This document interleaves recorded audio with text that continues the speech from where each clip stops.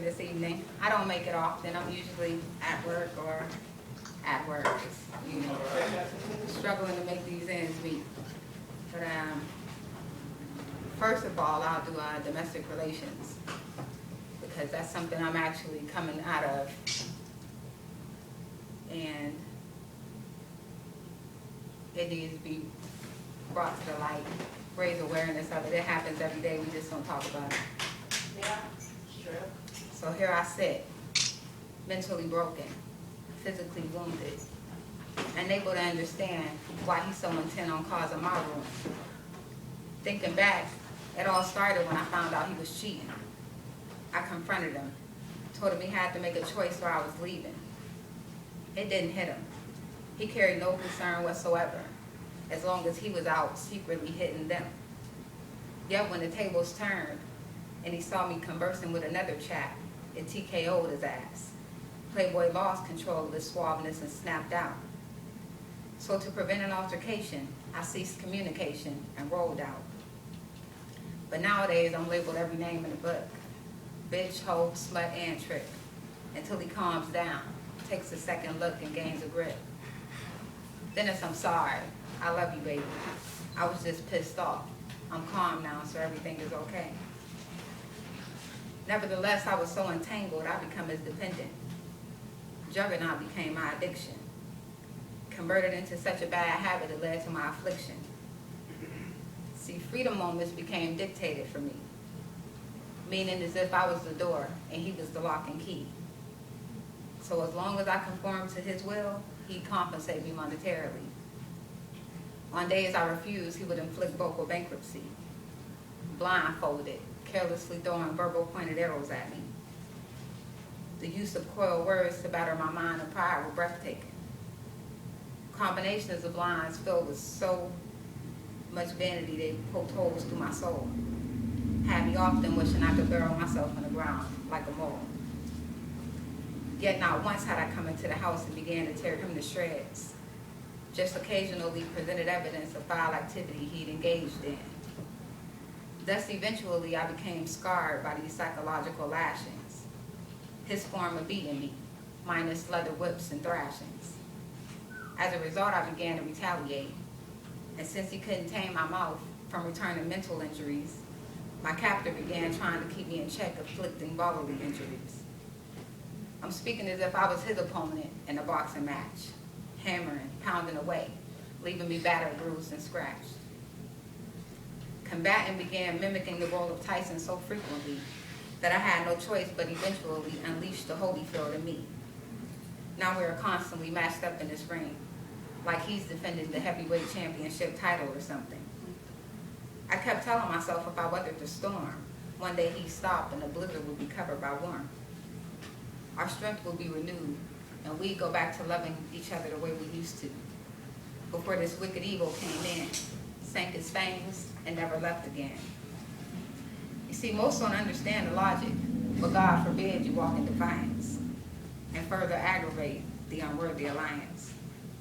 Therefore, in my best interest, I held my head high, refusing to pout, because I couldn't stomach the humility of being found out and allowed this demon to infringe the copyright of my clout.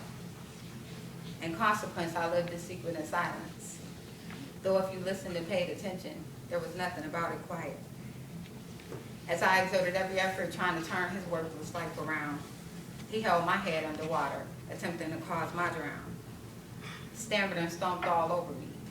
Tread marks had removed some of my skin from me, overpowering me like a slave, disobedient and slave master, so he wanted to lay me in an early grave.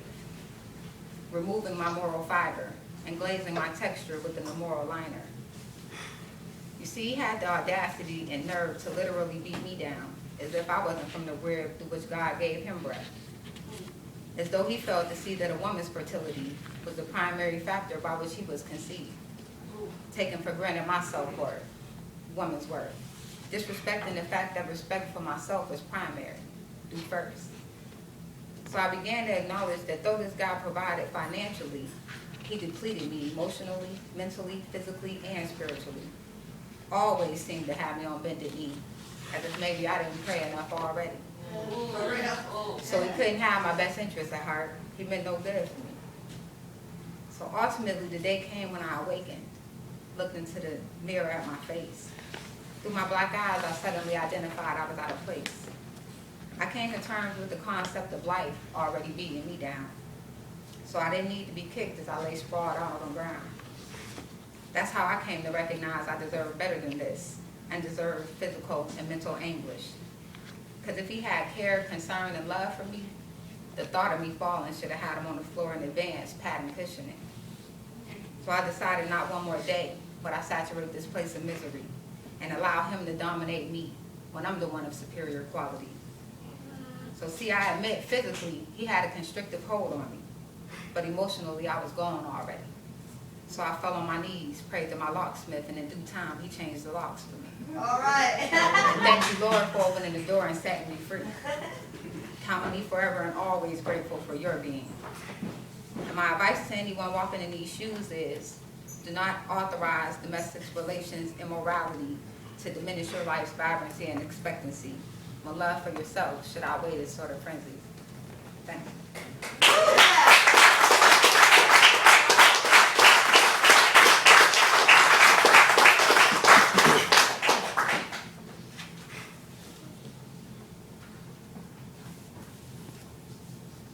So this one is titled Beautiful People.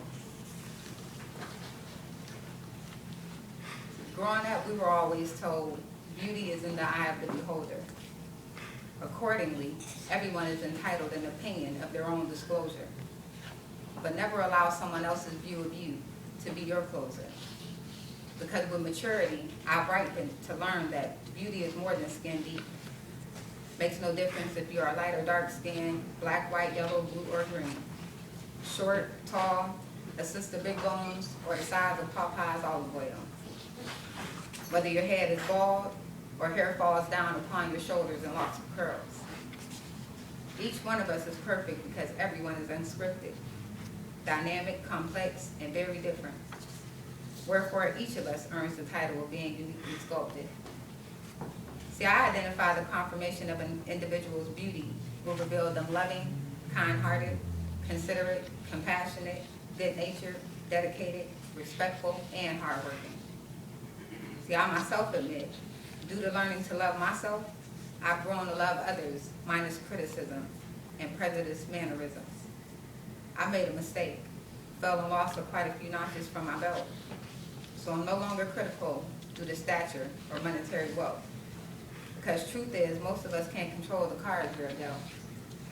Therefore, strive to play your hand to the best of your ability with pride and integrity, and the payoff will be the reward in itself.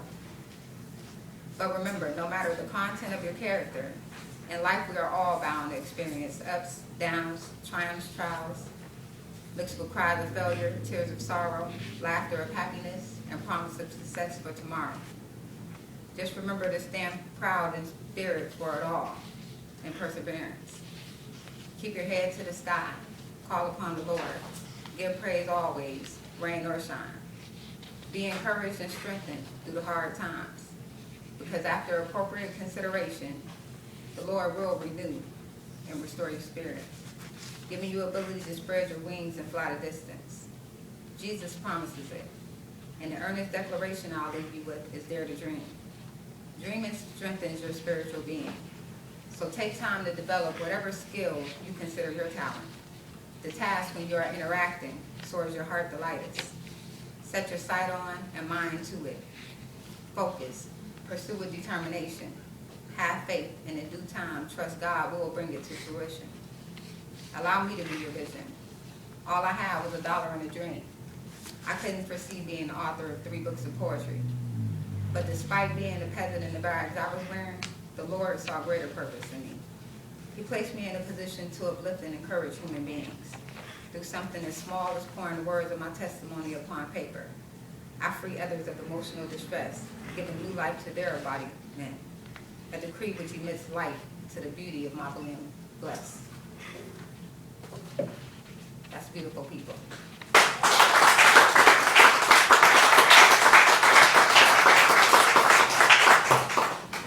So I mentioned dare to dream, so this is what I'll end with. and it's actually from my second book, titled The Enlightening. Peering out the window of my sister's attic, I sit, conscious of being mentally wounded. You see, life has already treated me like stained glass. Still, once more, I fell victim to the sickness of love's grasp. Yet, determined to break its hold, I refused to fold and let it pour groundbreaking effects upon my patching scars from previous rejects. See, because if you love me, there will be no question of dependability. You drive me to be the winner I'm supposed to be. Alongside my passenger side, you ride, promoting me. I provide influence for you to be the best that you can be as I try to uplift me and upgrade we. So I know I'm worthy of more than this distress, especially since I'm authentic, loving, and honest. I've given you each and every ounce of myself. Broken down into many, you'd have unattainable wealth. I've grown so weary of the stress that I can no longer tolerate your BS. No longer will I allow you to handcuff me, taunt me, prohibit my destiny, blatantly disregarding the best of me, fouling my inner and outer beauty as I try to shape you to form me. I'm so fed up, I no longer see you. I see through you, past you, to my dreams, full view. I was so blinded by life, y'all, I didn't even know I had a dream. It was inspired by my dad's pushing me toward my destiny. He gave me ambition. I dreamed it, envisioned it, prayed, focused, and gave my all to be fluent. So what type of fool would I be to not achieve my rank of supremacy? I must take my place on the throne God has prepared for me to home. He, she, you, and we. My brothers and sisters, remember to look beyond the things seen and dare to dream. Go hard to hurdle obstacles. Let no thing and no one stop you. Step over them if they try to. Plant your feet, take your stand, and dig into your plans so that you may satisfy his intention and that you may unleash your inner champion. Dare to dream, ladies and gentlemen.